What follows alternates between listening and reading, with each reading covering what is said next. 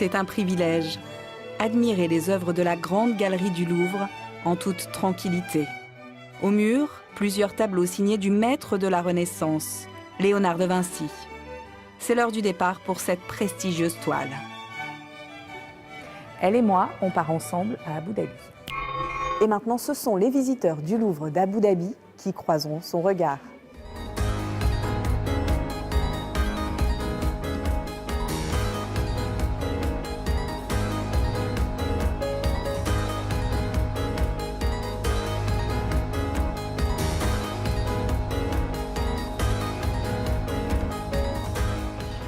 À l'affiche, je vous emmène visiter le nouveau musée du Louvre, ici dans la capitale des Émirats Arabes Unis, sur l'île de Saadiyat.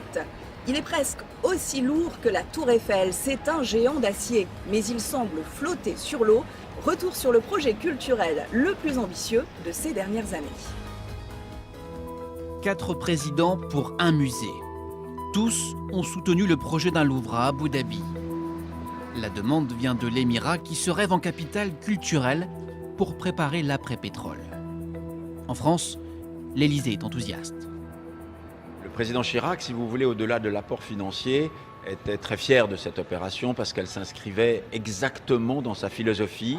Et pour notre pays, la politique étrangère et la politique culturelle doivent aller dans le même sens. Un accord historique est signé le 6 mars 2007.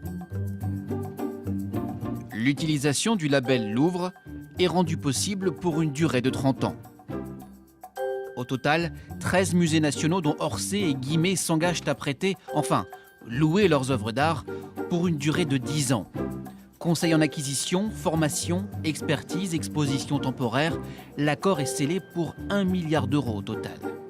Pour les détracteurs du projet, les motivations sont plus financières qu'artistiques. Les expositions sont, dans la majeure partie des cas, sont des expositions de prêt. Or, là, on envoie des œuvres, non pas pour des raisons scientifiques, non pas pour faire une véritable exposition, mais simplement pour présenter une sélection d'œuvres qu'on va louer. Mais comment constituer une collection dans un temps aussi court? Une agence est créée, France Muséum. Laurence Descartes, l'actuelle directrice du musée d'Orsay, a piloté les acquisitions pour le Louvre des Sables. Le processus d'acquisition pour le Louvre Abu Dhabi a commencé début 2009 avec des premiers achats faits lors de la vente de la collection d'Yves Saint Laurent et de Pierre Berger. Notamment l'un des 3 Mondrian que possédait Yves Saint Laurent a été acheté pour le Louvre Abu Dhabi. Sur le terrain, c'est l'architecte star Jean Nouvel qui est choisi. Il ne veut pas faire une copie du Louvre de Paris. Il imagine un écrin tout blanc inspiré de la ville arabe, la Médina, qui marquera l'histoire de l'architecture. C'est un lieu qui est créé sur une île déserte où il y a uniquement du sable, de l'eau et le ciel. Et c'est un bâtiment qui va parler d'universalité. Donc avec ces matériaux-là, on va essayer de traduire l'esprit d'une civilisation. Coût du chantier estimé à 582 millions d'euros. 5000 ouvriers s'affairent sur le chantier nuit et jour pour 240 euros par mois. Pour avoir fait grève, plusieurs dizaines d'entre eux seront renvoyés dans leur pays d'origine. Le droit de grève est interdit aux Émirats. Malgré la crise financière de 2008, le chantier arrêté pendant plus d'une année reprendra. Le plus grand projet culturel de la France à l'étranger voit le jour avec plusieurs années de retard. Une réalisation hors norme qui sera bientôt rejointe par d'autres.